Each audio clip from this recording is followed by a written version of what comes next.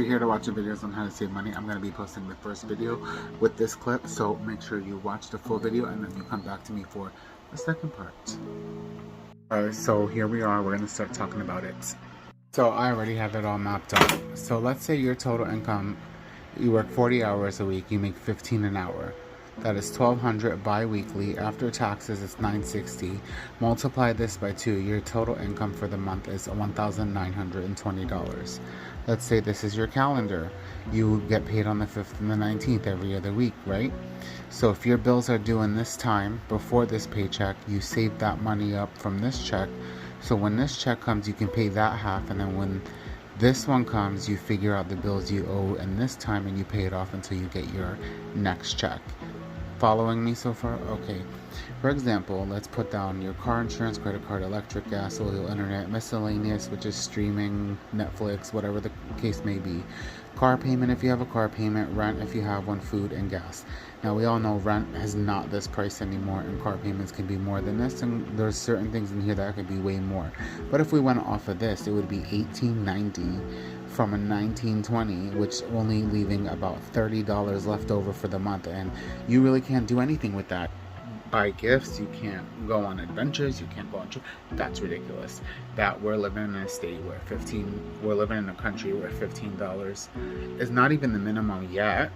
But if it does become minimum, so there's people surviving off less than this, it must be hard, it must be impossible, it's very difficult. So if you are one of those people, I'm so sorry that you're going through that, but let's talk about some stuff so I can help you. And if this is for other people who make more or less or whatever the case may be, this will be very helpful information, I promise you. So for fuck's sake, let's just say that's not the total of your bills. Let's say it's half your bills, which is $1,920 was your total, divided by 2, that's $960. You want to take that $960 divided by 2, which is $480 for long-term saving. Then you have $480 for the entire month to spend. If you take away half of it and save it and don't touch it and have this as emergency money and try to survive off the $280, that'll be good.